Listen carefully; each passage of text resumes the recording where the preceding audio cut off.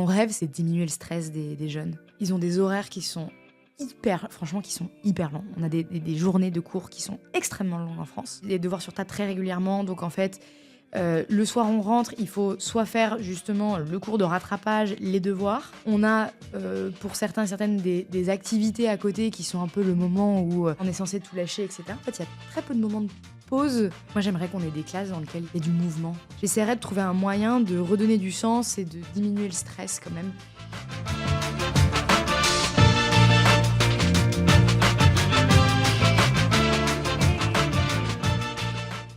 Comment repenser l'éducation pour répondre aux défis du XXIe siècle ? Dans un monde où les technologies avancent à une vitesse vertigineuse et où les parcours professionnels se réinventent sans cesse, la question de la formation n'a jamais été aussi cruciale. Pourtant, notre système éducatif reste pour beaucoup figé dans des modèles d'apprentissage parfois dépassés, déconnectés des réalités du monde du travail. Alors comment préparer les individus aux métiers de demain tout en développant les compétences humaines essentielles que les machines ne pourront jamais remplacer ? Aujourd'hui, justement, pour en parler, je reçois une femme qui s'attelle à répondre à ces questions et bien d'autres avec une approche résolument innovante. Mon invitée est Chloé Hermary, fondatrice d'Ada Tech School, une école d'informatique d'un nouveau genre qui casse les codes de l'enseignement traditionnel. Ensemble, on va parler de la pédagogie alternative qu'elle a montée, de diversité dans la tech aussi, de l'impact de l'intelligence artificielle sur tout ça, et puis aussi d'un sujet qui nous touche tous, la quête de confiance en soi, dans un monde où justement tout évolue à toute vitesse. Alors comment apprendre à se former autrement ? Comment casser les barrières sociales et rendre le monde de la tech accessible à toutes et à tous ? Et surtout, comment construire une éducation plus humaine face aux défis posés par la technologie ? On va tenter de répondre à chacune de ces questions dans cet épisode. Bonjour Chloé. Bonjour Philippine. Bienvenue dans 20 sur 20. Merci infiniment d'être parmi nous aujourd'hui. Alors, c'est vrai, je l'ai dit en introduction, vous avez commencé à vous intéresser très jeune, très tôt à la pédagogie, bien avant de fonder Ada Tech School. D'où vous vient cette passion pour l'apprentissage et à quel moment vous avez justement pris conscience des limites du système éducatif traditionnel ? Alors moi, j'étais comme ce qu'on appelle une bonne élève. Donc je faisais mes devoirs, j'avançais plutôt bien en cours. Et pour arrondir mes fins de mois, je donnais des cours de soutien scolaire. D'accord. Assez tôt, dès le collège, j'ai commencé à donner pour la primaire, et puis ensuite le lycée pour le collège, etc. Jusqu'à même mon diplôme en école de commerce. Et au-delà d'arrondir mes fins de mois, ça m'a finalement permis de forger aussi ma vision pédagogique et mes convictions sur le système scolaire. Moi, ce que je trouvais assez fascinant dans le soutien scolaire, j'étais pas une prof agrégée, j'avais pas un recul pédagogique énorme, mais en fait, ce que je considère que je donnais à mes petits élèves à ce moment-là, c'était une forme de confiance, en fait, le soir. C'était de leur permettre de revoir leur livre de cours avec un autre regard, dans un environnement qui était plus sécurisant, dans lequel on les amenait à en parler, dans lequel on reprenait, etc.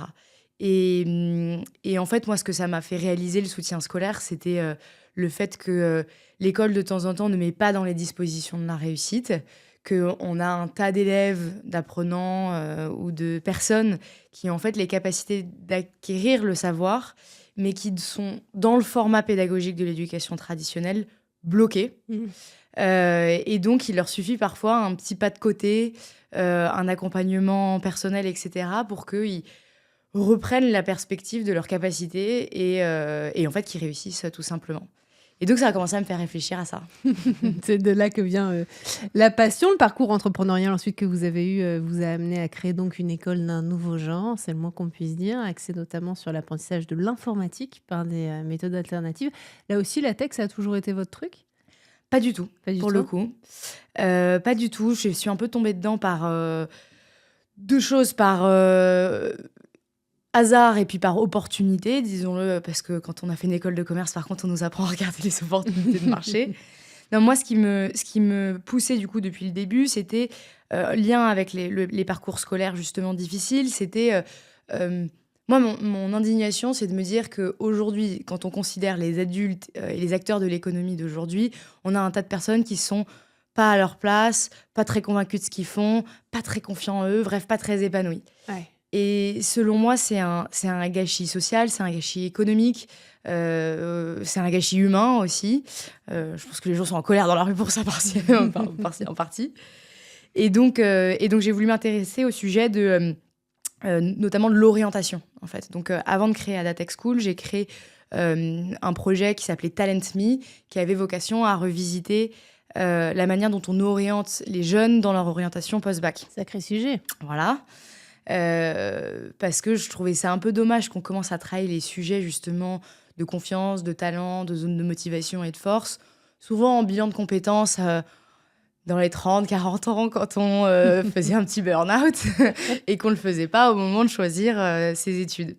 Et donc, j'ai fait ça. Et puis, le constat, c'était que pour moi, le parascolaire et en fait, la côté de l'école était un peu un pansement et que le sujet était vraiment dans la pédagogie en elle-même, l'école en elle-même, les compétences qu'on apportait. Et donc, je me suis dit, plutôt que de faire un pansement après l'école, j'ai envie de créer cette école qui ouvre des portes. Et donc, m'atteler à deux choses. Un sujet d'éducation, donc la tech, qui a des opportunités, qui ouvre des portes. Puisque l'idée, c'est quand même de donner des nouvelles opportunités, de réenclencher un petit peu l'ascenseur social. Et puis, deuxième chose, quand même, opportunité de marché. C'est-à-dire que les entreprises recrutent, les entreprises sont prêtes à investir aussi dans le recrutement, donc notamment avec le biais de l'alternance. Voilà, c'est plus facile d'ouvrir une école qui a des débouchés qu'une celle qui n'en a pas. Et donc, c'est un petit peu comme ça que je suis progressivement tombée dans la tech. Tombée dans la tech avec toujours l'éducation chevillée au corps. Le système éducatif français repose encore beaucoup, et vous avez commencé à en parler d'ailleurs, Chloé, sur des méthodes très traditionnelles, souvent centrées sur la théorie et la compétition. Selon vous, ce serait quoi les réformes les plus urgentes ou les plus importantes qu'il faudrait mettre en place pour préparer les élèves aux défis du XXIe siècle ? C'est assez difficile de répondre à cette question. Moi, il y a quelque chose que je constate en fait dans les écoles. Donc, on a beaucoup de personnes qui sont pas des tout post-bac à Adatech School, mais qui sont des personnes soit en réorientation d'études, soit en jeune reconversion. D'accord. Les âges vont entre 20 et 40 ans. Le gros est plutôt entre 25 et 30 ans. Et ce qu'on observe chez les adultes, c'est... moi, le sujet que je trouve qui est un vrai challenge, c'est le sujet des notes ou de la validation des compétences. On a un système en France qui est un système donc, de notes de 0 à 20 et avec lequel on a en plus, je trouve, un double effet plutôt néfaste, c'est qu'on classe ensuite les gens par ces notes-là. Et en fait, ce qu'on observe, nous, dans les classes, donc on a voulu supprimer les notes à Adatech School, on fonctionne via des badges, via de l'auto-évaluation. Et on voit deux choses. On voit qu'à la fois les apprenants et les apprenantes ont quand même besoin d'une validation extérieure, systématique. L'auto-évaluation, aujourd'hui, avec la manière dont on aborde l'enseignement traditionnel et on formate les gens, c'est insuffisant, en fait. Mais une fois qu'on s'est dit ça, si on fait une évaluation extérieure, pourquoi pas, c'est comment on sort les gens de la notion de compétition et de comparaison. Et ça, pour moi, c'est la pire des choses. À la limite, avoir une évaluation extérieure, pourquoi pas, de quelqu'un de sachant, qui vous permet de vous jauger par rapport à, par exemple, dans notre cas, le niveau des recruteurs, etc. Pourquoi pas. Le sujet, ensuite, c'est de réussir à se débarrasser de cette comparaison. Parce que ce dont je suis convaincue, pour le coup, c'est qu'on est un petit peu plus complexe que l'acquisition d'un savoir, d'une compétence. Très souvent, un métier est d'ailleurs un bagage de beaucoup de compétences qu'un talent ou un autre exploitera d'une manière différente, parfois avec un peu plus de collaborativité, parfois avec un peu plus de recherche, un peu plus de créativité, un peu moins, etc. Un peu plus de rationalité. Et ça, je trouve que c'est vraiment quelque chose qu'il faut qu'on réussisse à craquer dans l'éducation. C'est réussir à faire valoir les élèves et les apprenants et apprenantes, et ensuite les talents, comme avec une forme d'unicité. Sortir de cette standardisation et cette comparaison permanente qui, selon moi, est néfaste, bloquante, et n'amène pas du tout les gens aussi à développer cette capacité de capitaliser sur leurs forces, apprendre à apprendre, jauger de là où ils sont meilleurs, etc. Se tromper. Se tromper, absolument. Mais il y a encore un peu de boulot, donc on le comprend. Vous avez notamment créé Adatech School pour casser les codes de l'enseignement classique. Justement, tout à l'heure, vous parliez, et c'était intéressant, de curiosité, de créativité, des compétences et vous l'avez mentionné, qu'on ne retrouve pas forcément, ou pas assez. En tout cas, c'est le constat d'un un certain nombre de nos invités ici dans le Mmh. système éducatif français. Pour vous, ce serait quoi justement les compétences que vous cherchez à transmettre à vos élèves, au-delà de la simple maîtrise du code qui est déjà importante et des autres compétences que vous leur enseignez? Alors le mot est un peu, ronflant et surtout il englobe beaucoup de réalités, c'est l'autonomie. Ouais. Parce que derrière l'autonomie, il y a la capacité à chercher par soi-même. Derrière l'autonomie, il y a la capacité à développer un esprit critique. Quand on développe un esprit critique, on a souvent un peu de créativité aussi. Mhm. Et ça, je pense que pour le coup, c'est très lié en fait à cette pédagogie très normée pour le coup dans l'éducation. Théorie pratique, avec des cours très descendants, dans lequel on essaye d'intégrer de plus en plus des projets de groupe. Ouais. Pas toujours, justement, dans cette notion de compétition, pas toujours très bien amenée, pas toujours très bien pilotée. Mais c'est vrai que ça commence à apparaître. Et donc, selon moi, c'est justement réussir à créer des moments dans lesquels les élèves ou les apprenants sont dans des positions de proposition. Mm. À nouveau, il faut du coup déstigmatiser l'échec et l'erreur dans ces cas-là. Ouais, Donc, à nouveau, on ça. retient la note. Mais voilà, pour moi, c'est essayer de casser cet effet vraiment très descendant, très normé à théorie pratique, casser l'effet stigmatisant, casser l'effet de compétition entre les élèves, sinon qui bloque complètement les travaux de groupe, Ouais. disons-le. Et là, je pense qu'on peut réussir à créer un peu de proactivité des apprenants et des apprenantes, ce que les pédagogies alternatives, donc type Montessori, Freinet, etc., essayent de vraiment créer chez les petits-enfants. Mais je pense qu'il faudrait qu'on arrive à s'inspirer quand même de ces pratiques, ou même des pratiques des pays du Nord, etc., Mhm. pour pouvoir les intégrer aussi chez les plus âgés. Parce que finalement, c'est à ça que ressemble le plus la réalité de l'entreprise, en Ouais. plus. C'est ce que vous essayez de faire chez Datex School, en tout cas. On essaie d'avoir une pédagogie qui ressemble le plus au comportement qu'on attend des gens. Et les comportements qu'on attend des personnes en entreprise, particulièrement dans la tech, c'est de proposer des solutions, c'est de solliciter quelqu'un au sein de l'entreprise, c'est de solliciter parfois même des clients, leur dire mais en fait, C'est ce vrai. problème que tu rencontres, comment est-ce qu'on pourrait le rencontrer? C'est ça le métier de développeur, hein. Les développeurs, c'est ceux qui créent les outils, les services, et donc en fait, les lignes de code qui décrivent, enfin qui racontent ces services et ces outils. Et pour bien les écrire, ils doivent poser des questions aux clients, à l'utilisateur. Et donc, en fait, on leur demande d'être tout le temps proactifs, chercheurs ou chercheuses de ces solutions, et donc autonomes. Beaucoup de jeunes aussi se sentent démotivés ou perdus dans leur choix d'orientation professionnelle. À votre avis, et vous qui avez travaillé justement sur le sujet pendant longtemps, qu'est-ce qu'on peut faire dès le lycée ou même plus tôt pour leur donner confiance dans leur capacité à construire un avenir?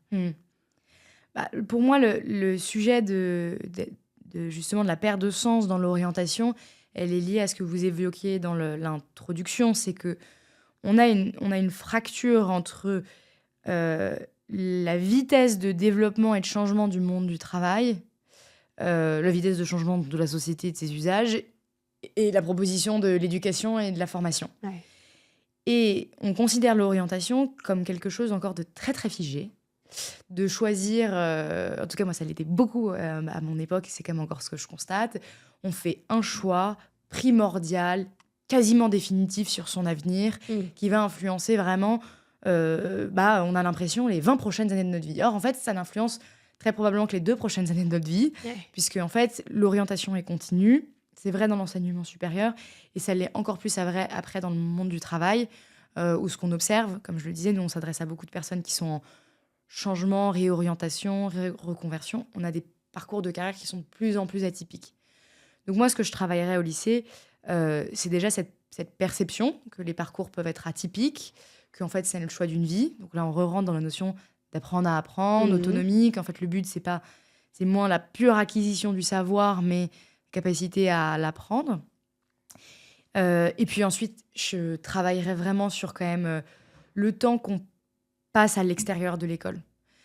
Est-ce que c'est en entreprise? Est-ce que c'est dans des associations? Est-ce que c'est dans des institutions? Mais comprendre en fait le monde dans lequel on vit, parce que c'est vrai qu'au collège et au lycée, on passe du temps dans les classes, et même d'ailleurs les matières sont très peu. Alors je m'en souviens, on avait aussi quelques exercices applicatifs où en maths, on nous racontait que c'était une recherche du CNRS en ce moment, etc. Mais il y a très peu d'exercices qui sont où on fait le travail de le pousser au monde réel, en fait. Bien sûr. Et ça, je pense que c'est quelque chose quand même à travailler. Vous parliez tout à l'heure d'esprit critique. Mm. En lien avec ce sujet, l'intelligence artificielle, vous vous en doutez, suscite autant de fascination que d'inquiétude aujourd'hui. Vous dites d'ailleurs souvent dans vos prises de parole qu'il ne faut pas céder à la panique face à l'IA. Pourquoi pensez-vous que l'IA demande au contraire plus d'humanité que jamais? Mm. En fait, moi, j'observe j'ai l'impression qu'on se trompe de sujet, en fait, sur l'IA. Ok. Moi, ce que j'entends beaucoup autour de moi, c'est la disparition des métiers, c'est beaucoup la disparition, en fait, des métiers. Moi, ce que j'y vois, c'est la disparition de l'esprit critique. Même ce que j'observe aujourd'hui dans les classes, on a une formation en plusieurs années, c'est que ceux qui débutent et qui se lancent depuis que les modèles de LLM, donc type ChatGPT, sont arrivés, en fait, ils l'ouvrent tout de suite et ils font énormément de rendus, même des adultes, hein, Ouais. énormément de rendus en demandant à ChatGPT de le faire et en le rendant tel quel. Et ça, pour moi, c'est vraiment une problématique parce que ça justement, dans cette dynamique d'autonomie, de commencer à réfléchir par soi-même, poser les sujets, etc., ChatGPT va venir faire une réponse toute faite. On le sait aussi, les modèles IA sont créés, entraînés par aussi des sociétés ou des équipes de personnes qui sont relativement normées. Donc, dans le cas Ada, on a un très gros engagement pour la place des femmes dans la tech. Aujourd'hui, les personnes qui travaillent sur les modèles IA sont majoritairement des hommes de très, très, très, très hautes études, blancs, etc. Et donc, ce qu'on observe, c'est que c'est des modèles IA qui sont très biaisés par leur propre point de vue à eux. Donc, quand on demande, par exemple, à ChatGPT de traduire le mot doctor, il dit docteur. Quand on dit nurse, il dit infirmière. Bon, c'est des petits exemples comme ça, mais c'est forcément des biais, en fait, d'une population.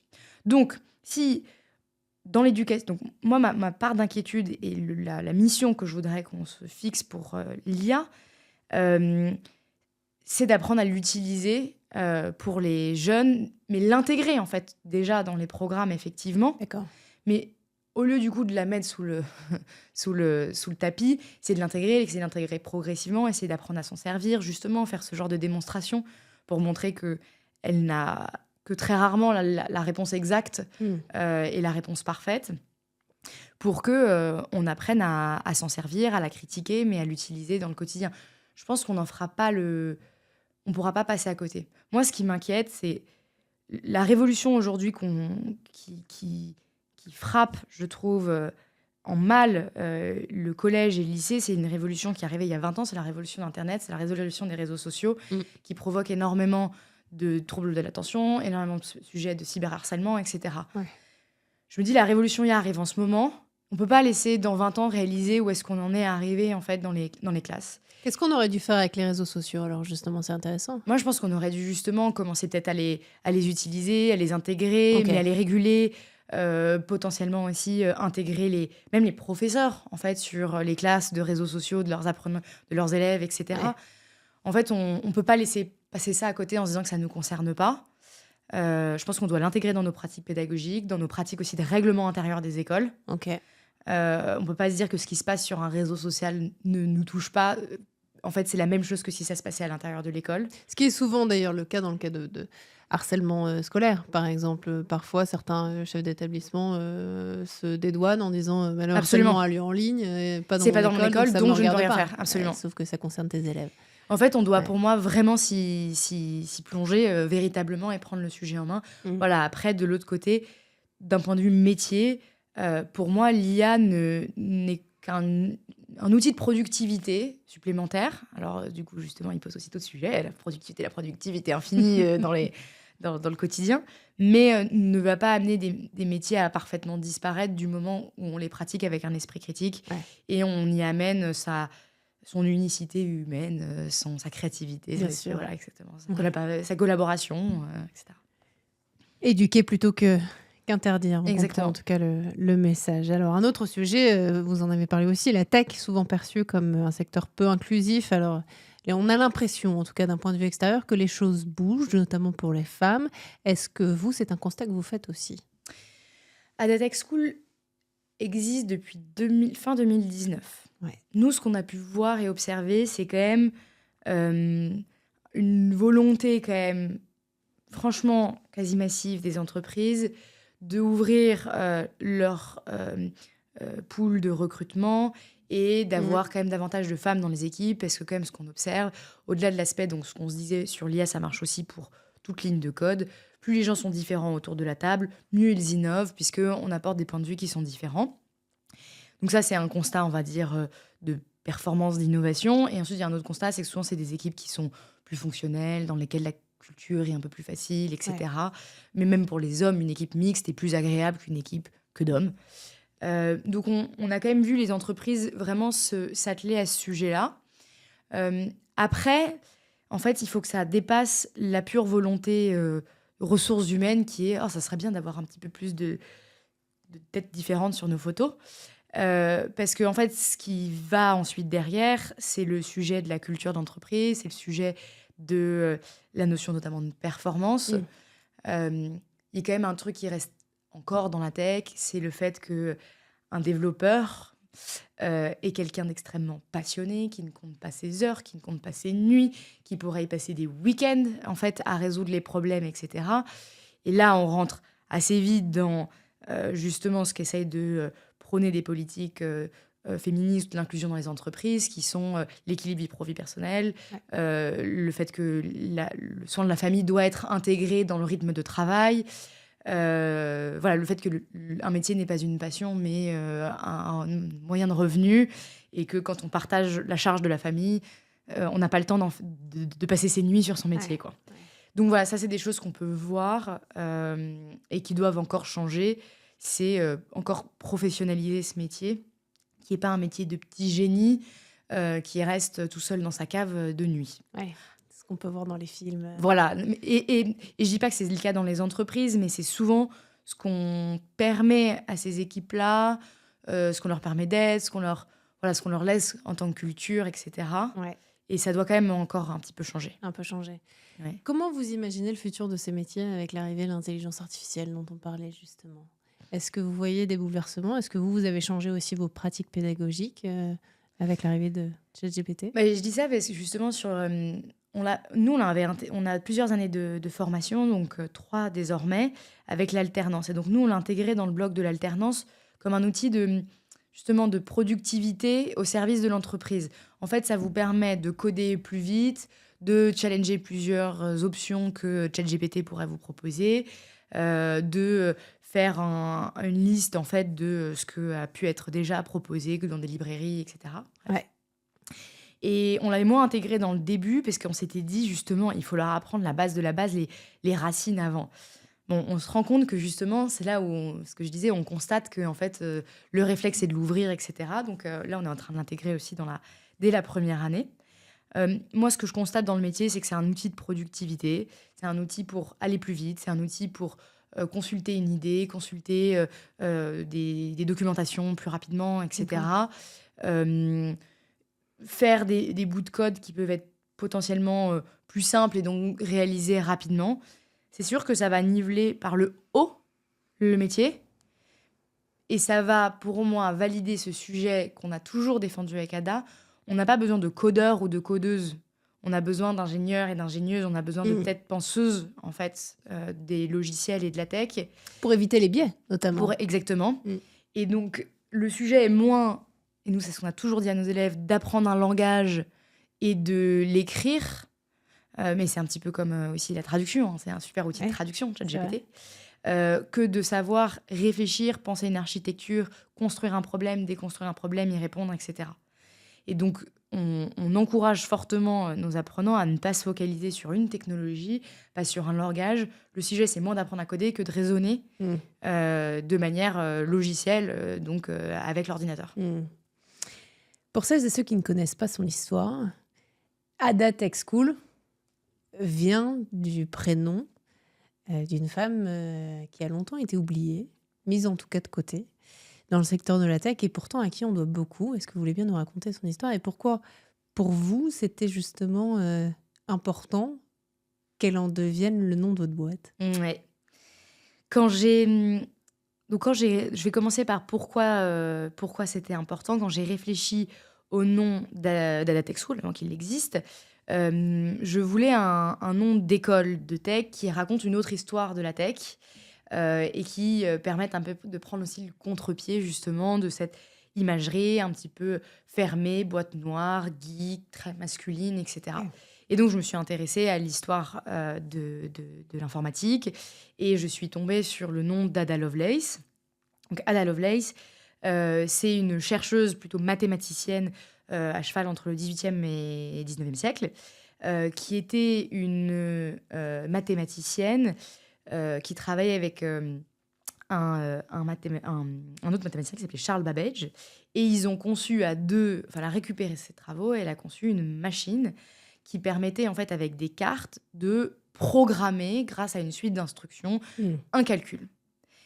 Et en fait, sans ordinateur, Ada Lovelace a donc programmé et inventé les premiers algorithmes de l'histoire avec sa machine et avec ses cartes, en fait, pour du coup donner une suite d'instructions à une entrée de calcul et en faire une sortie de calcul. Et donc, elle est considérée comme en fait la mère de l'informatique, la mère de la programmation. Et elle a été assez oubliée, comme beaucoup de femmes dans l'histoire des sciences, Ouais. qui ont été soit dont leur travail était soit minimisé, soit dont certains se sont attribués aussi les mérites. Ada Lovelace avait par ailleurs une histoire un peu triste. C'était comme beaucoup de femmes de l'époque aussi qui avaient des ambitions. Elle a été mise de côté. Elle a été du coup dépressive. Elle était très malade, etc. D'accord. Mais elle a justement contribué à l'histoire de l'informatique de manière assez forte. Et j'avais envie de lui donner cet hommage-là. Et de voilà, prendre le contre-pied et de donner aussi le nom d'une femme à une école Ouais. d'informatique. On le voit, on l'entend, on vous lit aussi sur ces sujets-là. Vous êtes très engagé sur les questions d'inclusion dans la tech. Quelles sont selon vous les erreurs les plus fréquentes que les entreprises commettent quand elles cherchent à intégrer plus de diversité dans leurs équipes? L'erreur que je vois, c'est l'erreur un peu solutionniste. C'est j'ai besoin de femmes, donc je vais aller chercher des femmes. Et puis, je vais pas me poser la question au-delà de ça, de pourquoi j'ai pas de femmes dans mon équipe, pourquoi elles partent en fait au bout de 3 ans de mes équipes. Et aussi pourquoi il n'y a pas de femmes dans mon pipe de candidature quand j'ouvre une offre Ouais. de. Je vais beaucoup parler de femmes parce que c'est le sujet en France où on est le plus avancé. C'est une des données sociales qu'on a le droit de récolter. D'accord. On n'a pas le droit de récolter des données raciales en France, Tout à etc. C'est des politiques d'inclusion qui sont beaucoup moins avancées. Donc je vais parler beaucoup de femmes et enfin, de genre. Mais dans les faits, c'est souvent un petit peu les mêmes mécanismes qui sont à l'œuvre. Donc pour parler de ces mécanismes-là, et ce que doit faire une entreprise, c'est d'abord quand je sors une offre d'emploi, est-ce qu'elle a une forme de biais dedans? Ouais. Donc, est-ce que déjà son titre est décliné, par exemple, au féminin et au masculin? D'accord. Je sais qu'il y a énormément de débats autour de l'écriture inclusive, mais dans les faits, dire nous recrutons un développeur, une femme qui est développeuse, elle lit développeur, en fait. Et c'est pas neutre, en fait, le masculin, dans un poste, etc. C'est pas neutre pour se projeter. Donc déjà, c'est bête, mais c'est le titre et la déclinaison du titre. Ça va être aussi dans la manière dont on lisse les compétences. Il y a des compétences et des demandes qui sont, on va dire, genrées. Dès lors que l'on parle de performance, d'environnement compétitif, etc., c'est en fait des mots qui vont moins attirer aussi les femmes. Et dès lors qu'on fait aussi une liste à la Prévert des multiples compétences qu'il faut pour ce job, on observe plutôt dans des études que les femmes ont tendance à moins candidater. En fait, les femmes candidatent à des offres d'emploi quand elles perçoivent qu'elles ont 100% des compétences, quand un homme va postuler quand il en a 80%. Ouais. Donc la manière dont on construit l'offre, déjà, et on la raconte. Ensuite, la manière aussi dont on va travailler sur des sources de talent. Par exemple, quand on fait une offre ou qu'on demande un bac+5 d'une très grande école d'ingénieurs, on va se tourner vers des écoles d'ingénieurs dans lesquelles il y a très peu de femmes. Donc Ouais. en fait, on aura très peu de femmes. Quand on va dire, en fait, il faut une expérience précédente, disons, dans un cabinet de conseil, il y a un peu de femmes dans les cabinets de conseil. Donc voilà, il faut un peu se réaliser aussi qu'on peut se fermer des portes en parfois imposant des critères qui peut-être n'en sont pas fondamentalement pour la réalisation du job, qu'on Ok. continue, etc. Mais C'est qui... dû à quoi justement? C'est intéressant ce que vous dites, cette continuité de quelque part on réplique des sujets sociétaux. Est-ce que c'est culturel? Est-ce que Je pense que c'est culturel aussi, effectivement, particulièrement en France. ouais, On a trouvé une manière de rationaliser des compétences et des qualités de talent par leur diplôme ou leur provenance en termes de job. Et au lieu d'avoir fait... Mais ça vient de nos notes, de notre savoir-faire, etc., de nos rangs dans les classes, on prend les premiers de la classe, ouais, c'est etc. ça. Au lieu de rationaliser, en réalité, la compétence qu'on demande à cette personne, l'appétence qu'on demande à cette personne, Ouais. le temps aussi, parce que moi, je ne veux pas dire, il y a des jobs qui demandent beaucoup plus que d'autres. Et donc, on trouve un biais qui est souvent l'école ou la provenance sociale, etc., au lieu de faire le travail qui est voilà, la qualité qu'on demande à cette personne ou la compétence qu'on demande à cette personne. On réfléchit très peu en termes de compétences en France. Et je pense que ça, c'est un des sujets qui nous tendent à continuer à Ok. alimenter ces biais de provenance plus que de compétences. Ouais. Vous parlez aussi souvent de diversity washing, cette stratégie d'inclusion de façade, hein, on pourrait le traduire comme ça. Comment, selon vous, les entreprises justement qui peut-être nous écoutent ou nous regardent pourraient réellement agir pour faire de l'inclusion un levier à la fois durable, bien sûr, mais aussi sincère? Parce qu'on comprend ce sujet culturel, ça veut dire que dans ces cas-là, il faudrait tout changer depuis effectivement le plus jeune âge, et vous avez commencé à en parler avec les notes, l'esprit de compétition, etc. Mais comment aujourd'hui un chef d'entreprise, un DRH, etc. peut se dire, ok, l'inclusion, j'ai compris que c'était mon sujet, au-delà de ça, j'ai envie peut-être d'en faire ma politique d'entreprise. Malgré ça, comment faire pour que ce soit durable et authentique? Moi, je pense qu'il y a 2 leviers. On en parlait tout à l'heure, c'est le rapport au temps de travail, hein, la culture d'entreprise, la perception de la performance, en fait. Ouais. Il faut réussir à rationaliser. Mais du coup, derrière ça, il y a des process RH qui sont très simples, hein, qui sont très simples, hein, qui sont pas très simples, mais qui sont déjà standardisés, qui sont les entretiens de performance, des entretiens de performance normés, Ouais. sur des objectifs qui sont objectifs. Donc, il y a ces sujets-là.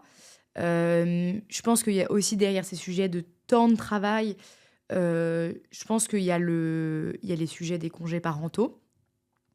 Ce qu'on voit, c'est que le congé, en fait, le sujet de l'inclusion dans les entreprises est très intrinsèquement lié au partage de la charge des tâches ménagères. Ouais. Plus on assume les tâches ménagères de la maison, moins on a de temps à dédier à son travail. Bien sûr. Et en fait, c'est un travail qui est non rémunéré, les tâches ménagères.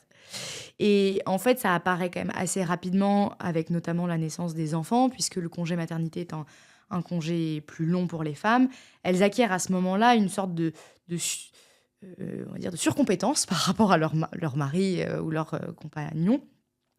Ou par rapport à l'enfant, comme elles vont passer 4 mois avec l'enfant ou 3 mois avec l'enfant, Ouais. en fait, elles vont être surcompétentes par rapport à leur mari. Et donc, au moment où, même après un mois de congé paternité, cette surcompétence, en fait, elles vont se retrouver à assumer de plus en plus de tâches, en fait, parentales, ménagères, etc.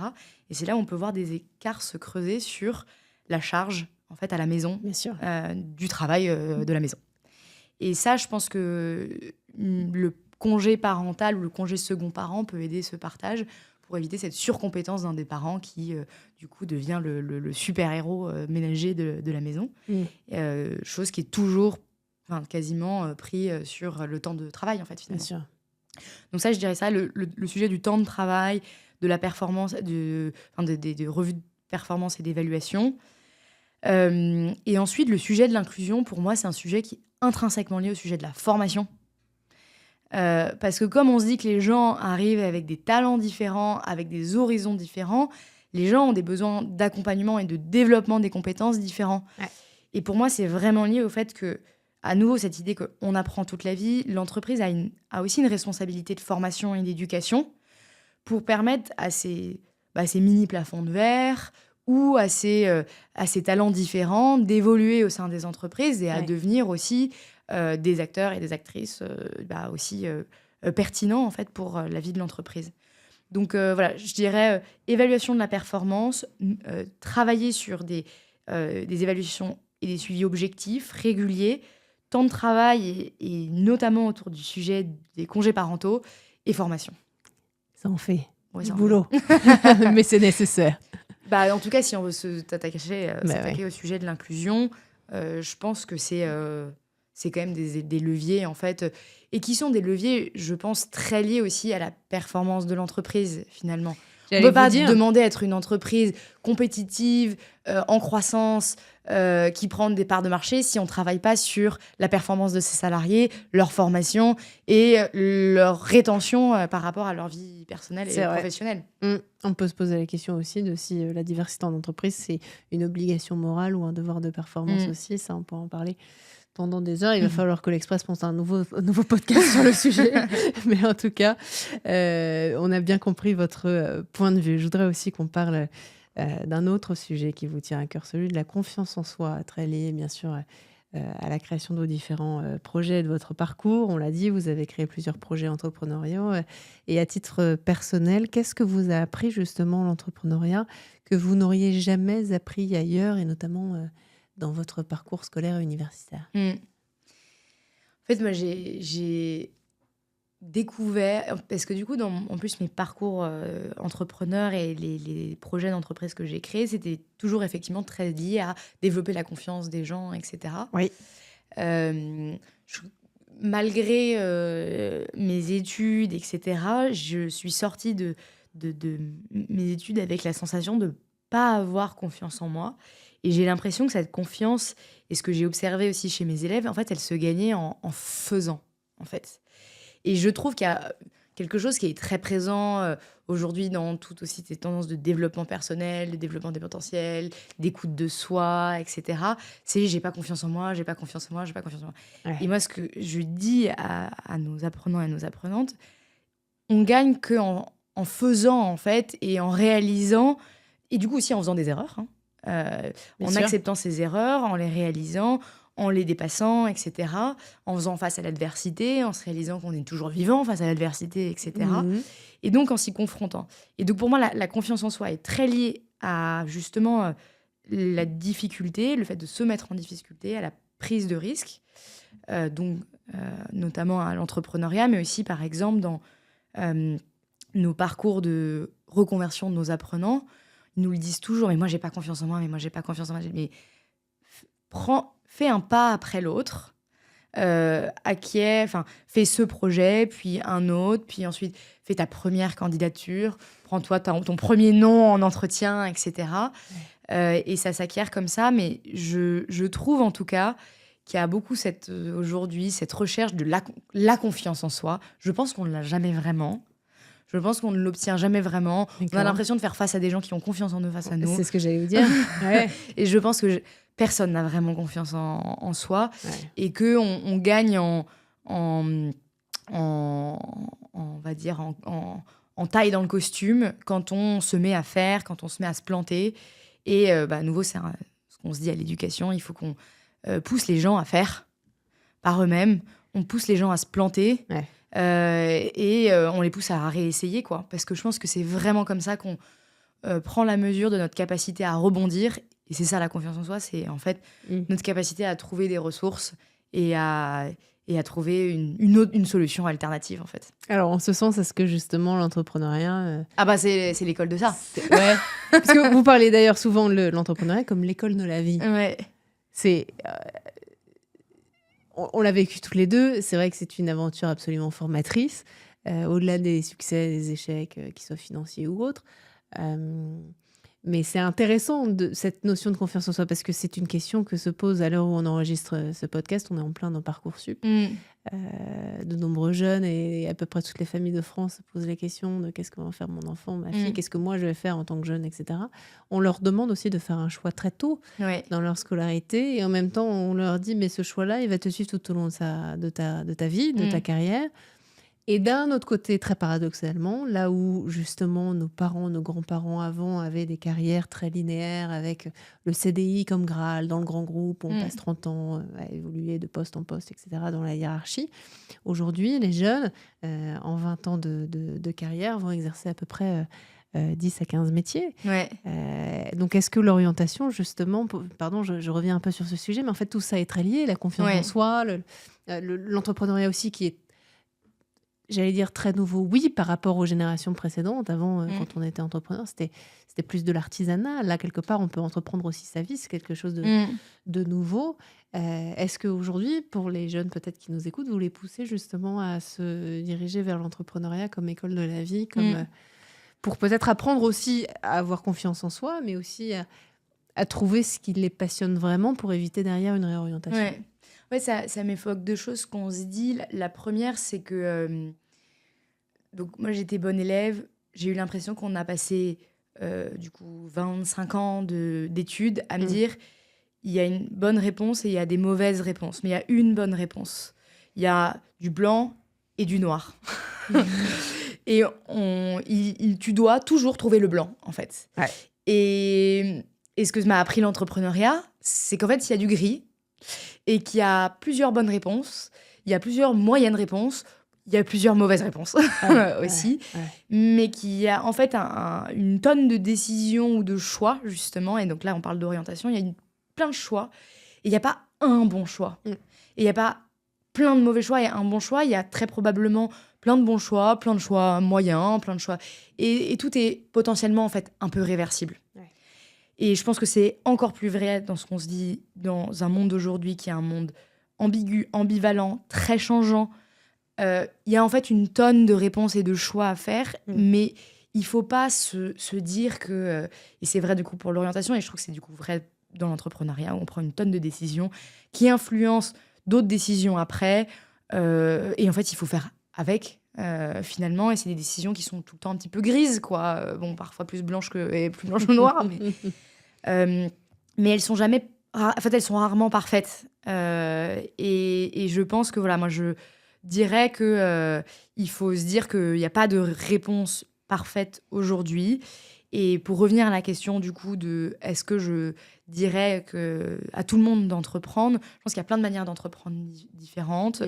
Je pense que, par exemple, quand on est au collège ou au lycée, qu'on entreprend un sport à haut niveau, une discipline, un sport, une discipline, etc., qu'on pousse, dans lequel on travaille sa technique, je sais pas, on va faire des matchs, on va au violon faire des concerts, etc. Je pense que c'est une forme d'entrepreneuriat, en fait, parce que on va travailler, on va pousser un projet, on va prendre des risques, on va se mettre dans des situations d'inconfort, etc.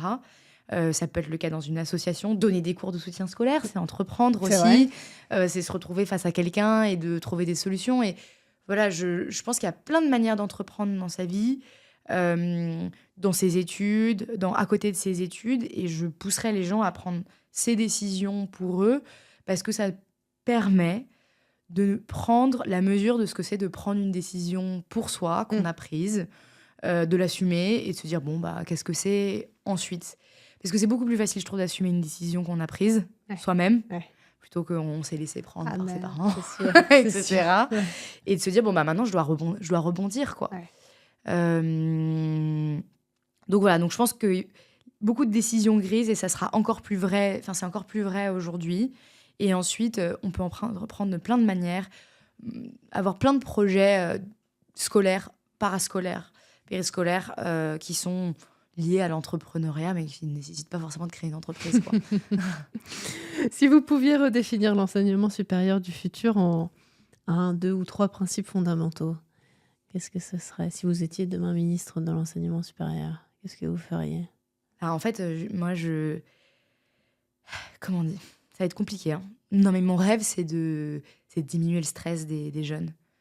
Moi, ça, c'est intéressant. J'ai trouvé que quand on a travaillé sur les parcours d'orientation à côté de l'école, on retrouvait des jeunes qui étaient super tendus.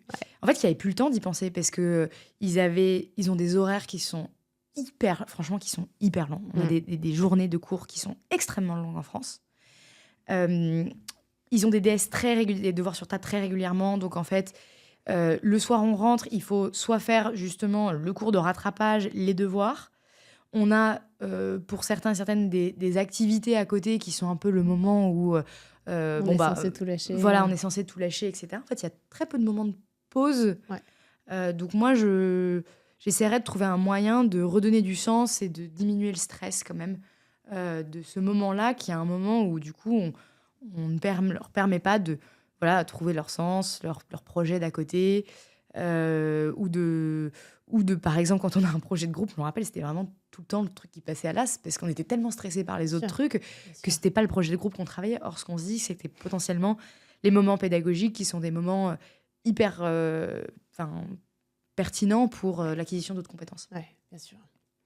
Quel message vous souhaiteriez adresser aux enseignants, parents, décideurs, politiques, chefs d'entreprise qui peuvent vous écouter aujourd'hui? On arrive à la fin de l'interview. Courage. Non, mais parce que je sais que beaucoup constatent, pour avoir parlé avec beaucoup d'enseignants, beaucoup de personnes qui travaillent dans l'éducation, beaucoup constatent ces sujets-là. Donc il faut avoir du courage pour réussir à changer son ADN. Je pense que ça passe quand même beaucoup aussi par les individus. On se rappelle toutes et tous d'un ou d'une prof qui nous a marqué dans notre vie, qui, je sais pas, faisait un cours incroyable ou avait compris comment nous lire et nous motiver, etc. Et je pense que ça passe aussi par les individus, justement, ces rencontres entre enseignants et enseignantes et élèves. Et que du coup, ce que chacun et chacune porte de manière individuelle a quand même de l'impact sur la vie de certaines personnes. Donc, il faut rien lâcher, il faut garder du courage et du sens et continuer à faire évoluer nos pratiques dans ce qu'on pense être la meilleure des choses pour le besoin de demain. Merci beaucoup. Ces profs qui ne portent pas de cap, héros sans cap. On va en parler justement dans un instant, dans cette deuxième et dernière partie d'interview, si vous voulez bien, Chloé, où là, mes questions seront plus courtes et vos réponses plus courtes aussi. On va essayer. Ok, j'ai aucun doute. Est-ce que vous êtes prête? Oui. Bon, quelle est votre plus grande fierté dans votre parcours? Non, je pense qu'il y a eu vraiment un moment de fierté marquant. C'est le jour de l'ouverture de l'école en 2019. Ça faisait 1 an que je planchais sur l'école et c'était quasiment le jour de mes 25 ans. J'avais d'ailleurs fait la pendaison de crémaillère de mon anniversaire dans l'école, etc. Donc non, je pense que c'était un moment d'alignement c'est réel, en fait. Trop sympa. Diplôme ou expérience? Expérience. Pourquoi? Je pense que je me ressens beaucoup plus... l'expérience que j'ai gagnée avec Ada aujourd'hui, j'ai rencontré le président de la République il y a 2 ans. Je pense qu'entre le rencontrer aujourd'hui et le rencontrer à ma sortie de diplôme, je me sens beaucoup plus... Je me sens beaucoup plus on va vous-même dire, moi-même et installée avec ce que je fais aujourd'hui qu'à la sortie de mon école avec mon beau diplôme. Demain, vous rencontrez à nouveau Emmanuel Macron. Qu'est-ce que vous lui dites? Là, aujourd'hui, au regard des discussions actuelles, je dis qu'il ne faut pas lâcher les financements dans la formation en fait, continue. Que c'est vraiment un outil formidable pour justement... au regard de la difficulté de faire tourner l'éducation nationale et changer, réformer cet énorme mammouth, la formation continue et hyper agile, etc., propose beaucoup de choses. Et donc, il faut pas arrêter d'investir dans la formation continue, en fait. Une chose que vous changeriez dans l'enseignement supérieur? C'est pas si court, hein, ces questions. C'est dur, je sais. Il faut arrêter la distinction entre littéraire et scientifique.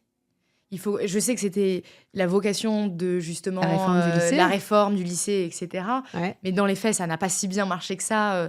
Mais je pense vraiment que ce qu'on se disait, le monde de demain a besoin de personnes qui ont cette capacité humaine, littéraire, créative, etc., des mots et de l'humain, et de l'autre, une vraie réflexion scientifique sur les outils du quotidien, et une vraie curiosité de comprendre quand même la mécanique et la technologie de nos jours.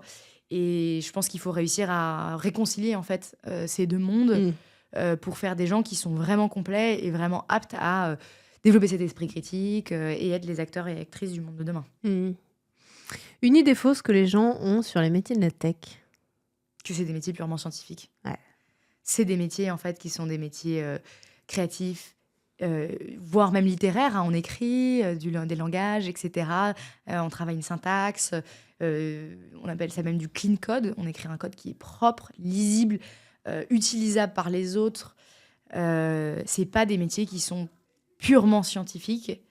Il faut une curiosité, une linguistique, une gymnastique intellectuelle et créative qui est importante. Et à nouveau, je milite pour qu'on sorte de cette notion très pure technique de la technologie. Bien sûr. Votre vision de l'éducation et de l'enseignement supérieur dans 10 ans, 15 ans, 20 ans?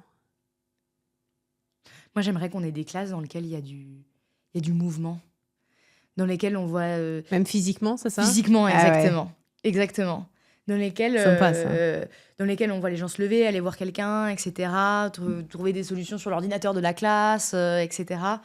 J'aimerais une classe dans laquelle, justement, cette notion d'autonomie, elle vient dans ce mouvement aussi du corps et de l'esprit. Bien sûr. Et donc, j'aimerais bien que ça ressemble à ça, des classes où ça bouge, où on va voir les gens, on va voir l'ordinateur, on va voir le prof, on va travailler sur du matériel pédagogique, etc. J'aimerais bien qu'on aille vers ça.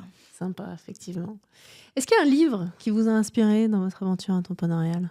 À ces questions, je pense toujours à la dernière chose que j'ai lue, enfin le plus récent, etc. J'ai lu un super livre qui a trait à l'entrepreneuriat.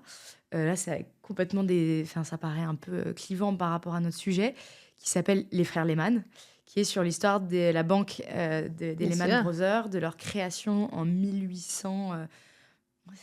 C'était ça, début du 1800, jusqu'à du coup la chute de la banque à la crise des subprimes. Et c'est un roman dans lequel on suit du coup ses frères, etc. Et ce qui est intéressant, c'est que la banque s'emballe le jour où la famille en sort, le jour où on perd le sens en fait, du rôle de la banque en elle-même, on comprend ce qu'elle fait réellement. On est dans le monde des chiffres et de la technique et plus dans le monde du réel. Bien sûr. Et on n'est plus dans le monde des humains. Et j'ai trouvé que c'était ça permet... C'est à la fois une formidable histoire du capitalisme et à la fois, ça nous pose la question de l'évolution des entreprises, de leur rôle et de... En fait, est-ce qu'elles ont besoin de passer dans cette espèce de monde des idées, en fait, qui, je pense, ne bénéficie plus à personne et qui, je pense, les amène à chuter, finalement. Ouais. Hyper intéressant. Allez, on passe aux 2 dernières questions, Chloé, c'est presque fini. Vous avez parlé tout à l'heure du fait qu'on a toutes et tous été marqués dans notre enfance, dans notre parcours par un prof. Vous, qui est le ou la prof qui a changé votre vie? Moi, c'était une de mes profs de français qui s'appelait Madame Eline et qui, je sais pas comment, à ma première rédaction, j'avais jamais eu des notes exceptionnelles en français, etc. M'a un peu poussée. C'était celle qui m'a fait mes lettres de recommandation, etc. Elle a pris souvent des nouvelles de moi, mais elle m'a fait me voir en fait d'une autre manière, en fait. Elle vous a donné confiance? Elle m'a donné confiance. Peut-être. Elle m'a dit, tu as du potentiel. En fait, d'ailleurs, elle me l'a pas dit, mais elle m'a fait sentir, tu as du potentiel, quoi. Sympa. On l'embrasse. Je lui dis bonjour. Bonjour, Madame Eline. Et dernière question, Chloé, si vous devez passer le flambeau du micro de 20 sur 20 à 2 à 3 personnes pour parler d'enseignement supérieur, d'éducation, à qui vous pensez? Je pense d'éducation supérieure. Bon, elles s'y connaissent. Aux fondatrices de Maria Schools, donc Annabelle Bignon et Agnès Salazar. J'ai quelqu'un en tête, mais c'est pas quelqu'un de... Enfin, c'est un ami, quoi. Mais qui a travaillé justement sur l'éducation nationale, l'alternance, etc. D'accord. Il s'appelle Thibaut Romatet. Thibaut Romatet. Ouais. Ok, trop cool. Bon, vous acceptez qu'on les contacte Ouais. de votre part? Bon, trop sympa. Merci beaucoup, en tout cas, Chloé, d'avoir été mon invitée aujourd'hui. J'ai été ravie de vous recevoir. Bravo aussi pour ce parcours qui, je crois, va en inspirer plus d'un et peut-être qu'à votre manière aussi et à votre tour, vous allez inspirer des jeunes qui peuvent nous écouter ou leurs parents aussi en se disant, bah voilà, mon fils, ma fille va pouvoir prendre confiance en elle ou en lui. Merci beaucoup. Et puis nous, on se retrouve très vite pour un nouvel épisode de 20 sur 20.